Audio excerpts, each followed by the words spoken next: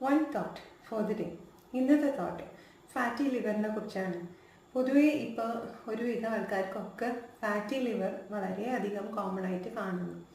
എന്തെങ്കിലും കാര്യത്തിന് scan ചെയ്യുമ്പോഴായിരിക്കും fatty liver grade 1 എന്നുള്ളത് കാണുന്നത്. എന്തുകൊണ്ടാണ് പൊതുവെ ഫാറ്റി ലിവർ നമുക്ക് കൂടുതൽ കാണുന്നത്? നമ്മുടെ ഒരു സ്റ്റാറ്റിസ്റ്റിക്സ് നോക്കുകയാണെങ്കിൽ ഇന്ത്യയിൽ ഏകദേശം 25-30% ആൾക്കാർക്കും ഫാറ്റി ലിവർ ഉള്ളതായിട്ട് കാണുന്നു.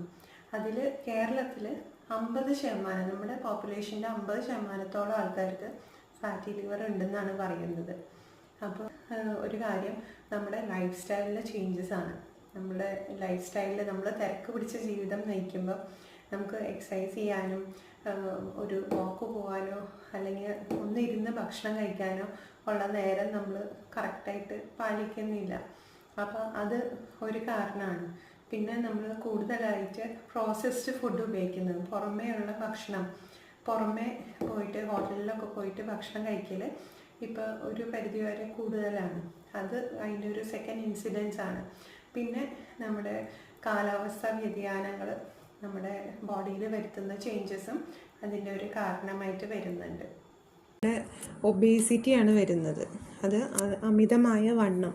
പിന്നെ നമ്മുടെ കറക്റ്റായിട്ടുള്ള ഫുഡ് ശരിയാവാത്ത രീതിയിൽ പുവറായിട്ടുള്ള ഡയറ്റ്, അതും പൊരിച്ചതുമായിട്ടുള്ള ഫുഡ്, ഫാസ്റ്റ് ഫുഡ്, പിന്നെ ഷുഗർ റിച്ച് ആയിട്ടുള്ള ഫുഡ്, അതായത് കൂടുതൽ മധുരമൊക്കെ ഓവറായിട്ട് ഉപയോഗിക്കുന്ന അല്ലെങ്കിൽ മധുര പദാർത്ഥങ്ങൾ കൂടുതലായിട്ട് ഉപയോഗിക്കുന്നത്, പിന്നെ സെഡൻറ്ററി ആയിട്ടുള്ള ലൈഫ് സ്റ്റൈൽ, അധികം കമ്പ്യൂട്ടറിലും അല്ലെങ്കിൽ ഇതിലൊക്കെ ആയിട്ടുള്ള ലൈഫ് സ്റ്റൈൽ വരുമ്പോൾ അതും ഇതിനെ ബാധിക്കുന്നുണ്ട്.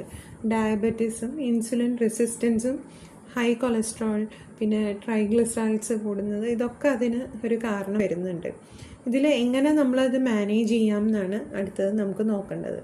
അത് ഡയറ്റിൽ നമുക്ക് ആവശ്യത്തിന് പച്ചക്കറികളും ഫ്രൂട്ട്സും ഒക്കെ ഇൻക്ലൂഡ് ചെയ്ത്, പിന്നെ തവിട് കളയാത്ത അരി, അതേപോലെ തന്നെ ഗോതമ്പ്, ഈ ഫിൽറ്റേർഡ് ആയിട്ടുള്ള, അതായത് മൈദ അല്ലാണ്ട് ഗോതമ്പ് കൂടുതൽ ഉപയോഗിക്കുക. പിന്നെ റിഫൈൻഡ് ആയിട്ടുള്ള കാർബ്സ്, ഭയങ്കരമായിട്ട് പ്രോസസ്ഡ് ആയിട്ടുള്ള ഫുഡ് ഒഴിവാക്കുക, സാച്ചുറേറ്റഡ് ഫാറ്റ്സ് ഒഴിവാക്കുക. പിന്നെ സ്ഥിരമായിട്ട് എക്സസൈസ് ചെയ്യണം. അതൊക്കെ ലിവർ ഫാറ്റിനെ കുറയ്ക്കാനുള്ള കാര്യങ്ങളാണ്. വെയ്റ്റ് മാനേജ്മെൻറ്റിൽ ഈ വെയ്റ്റ് കൂടുതലുള്ളവർക്ക്, അതായത് അമിതവണ്ണം ഉള്ളവർക്ക് വെയ്റ്റ് കുറഞ്ഞു കഴിഞ്ഞാൽ ഈ ഫാറ്റി ലിവർ കൺട്രോൾ ചെയ്യാൻ പറ്റും.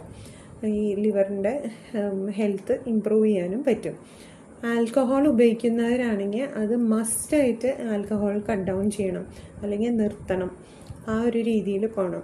റെഗുലറായിട്ടുള്ള ചെക്കപ്പ് ചെയ്യണം. പിന്നെ ബ്ലഡ് ടെസ്റ്റും ഒക്കെ ഉണ്ടെങ്കിൽ പെട്ടെന്ന് ഒരുപാട് ലിവർ ഡാമേജിലേക്കൊന്നും വരാണ്ട് നമുക്ക് കൺട്രോൾ ചെയ്യാൻ പറ്റും. അപ്പോൾ ഫാറ്റി ലിവറിനെ പറ്റിയിട്ടുള്ള കൂടുതൽ കാര്യങ്ങൾ വരുന്ന ദിവസങ്ങളിൽ നമുക്ക് അറിയാം. Thank you very much.